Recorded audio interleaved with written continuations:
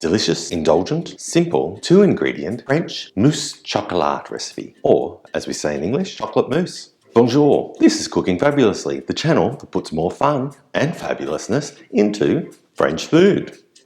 I'm Andrew Pryor, and my food, well, it's a little bit like me. Might not look pretty, but it sure does taste good. If it's your first time here, press the subscribe button and the bell notification beside it. If you press that, you'll get an email every time I release a new video. And who wouldn't want that? Today, we're making a delicious chocolate mousse. So for your mousse chocolat, all we're going to need is 2 ingredients, chocolate and eggs. Thanks, Chook.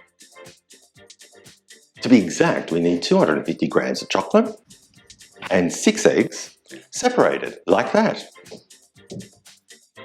I love my KitchenAid. Me and my KitchenAid, we've been everywhere. In fact, I love it so much that I even brought it with me as personal luggage when we moved to France. That's right, I didn't have any clothes for 3 months, but I had my KitchenAid. Next thing you want to do after separating the eggs is to whip those egg whites. Egg whites. I don't know what an egg white is, and I don't know why you'd whip it, but these are egg whites, and we want to whip them. So in the bowl go my 6 egg whites, and then starting with, on a low speed, you want to whip them. Whip it good, whip it good, whip it real good, whip it good. And then increase the speed.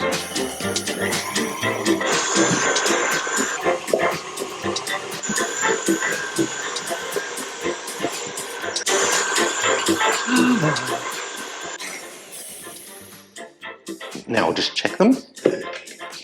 No, a little bit further to go. You want them stiff, but not overly whipped. As a word of caution, you never want to over whip your egg whites. Nobody wants to be over whipped. Okay? Not even the egg whites.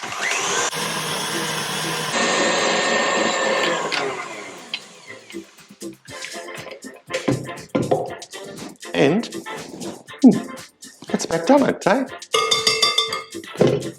Put those to the side, and then we'll get started on our chocolate. In a bain-marie, we want to put our 250 grams of dark chocolate. The better the chocolate you can find, the better your chocolate mousse will be. Why? Because it's so simple. It's just 2 ingredients, chocolate and the eggs. And if your chocolate's not good, well, in a bain-marie, which is just a fancy term for a heat-proof bowl, over a pot of boiling water. Bain-marie. I bet it's the bane of Marie's existence, really.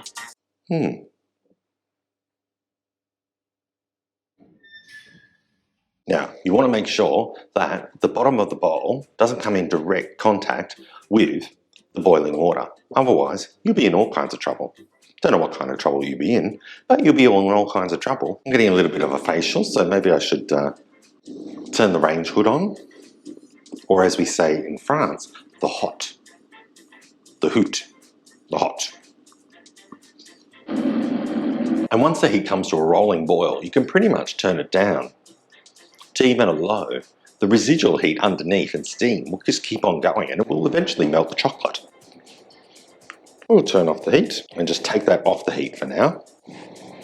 And then fold up a nice clean tea towel, put that on the bench, remove your chocolate from the heat, and into the chocolate mixture, you can stir in our eggs. Now don't be alarmed when you stir it in if it all seizes up. Basically, that is, whenever you're going to put anything that is water into chocolate, or even something that is at a cold temperature into hot chocolate, it's going to seize up. But by the time we whip in our egg whites, it'll all be good. Quickly stir in the eggs. You don't want them to scramble with that heat, but you do want them to cook out a little bit in the chocolate. Right, this is quite good. Didn't actually seize up too much at all. Now that we've got our chocolate and egg mixture all done, we want to take about 1/4 of our egg white and place that in the chocolate mixture. About that should do. You can be a bit roughy, fold it until it's combined. We're not making a souffle, so you don't have to worry about taking the air out of the egg whites. So you should have something resembling that. Now, once that's combined, place in the rest of our egg white.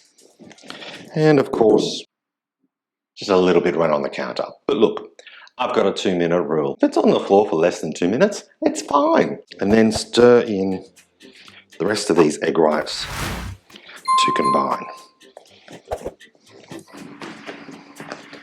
And of course, you must get a bit all over your thumb and a bit all over your finger. So you've got to taste it.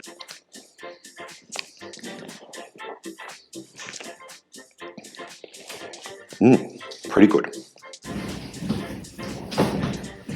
As an extra little safety guard to make sure that everything has been combined, I like to get a whisk at this stage, just to make sure that everything has been combined.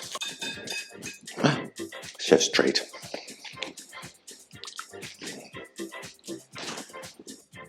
So what you want to do is you just want to place the chocolate mixture into the bag, making sure you get as much of it as possible.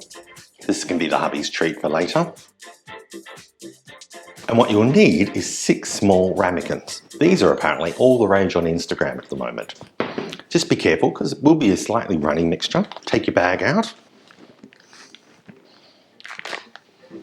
Oops. Oops. Of course, you've got to get it all over the bench. Oh, and I've lost my tip. Doesn't matter, we'll just keep on going. And pour into each individual ramekin. Mistakes happen in the kitchen all the time. In fact, I probably just could have gone with a jug instead of a piping bag. Depends on how liquid your mixture is. Sometimes when you do this, it's really quite stiff. And sometimes it's lovely, nice, and a little bit runny like this. Ooh. Still testing from the last time that I had it, it's still just as good. My food is definitely like me. Might not look good, but it sure does taste pretty. Actually, that's the other way around, isn't it? Might not look pretty, but it sure does taste good. That's it. Don't worry about tidying them up. I mean, you could. Look, there, all right. There you go, I tidied them up. Anything else? Oh, there's a little bit on the bench there. Right, so you just want to get a tray. Place them on the tray. And make sure it's a tray that's big enough for them. So let's get another one, shall we? Place them on the tray. Cover with cling wrap. And then place in the fridge for at least 2 hours. You want them to set. You could even leave them overnight if you want to prep ahead for a dinner party or something like that. If you like this video, press the like button. YouTube will really like it then if you like it. If you don't like the video, well, maybe press the like button anyway. That's the dog trying to get in. Lenny, what are you doing? Whilst I'm eating, I should tell you about Patreon. Patreon is a way for you to help me create Cooking Fabulously. You can support me through Patreon and get all kinds of fabulous extra things. From me, of course, exclusively to everybody on Patreon. We're going to eat our way, thanks dishwasher, we're going to eat our way through French food together.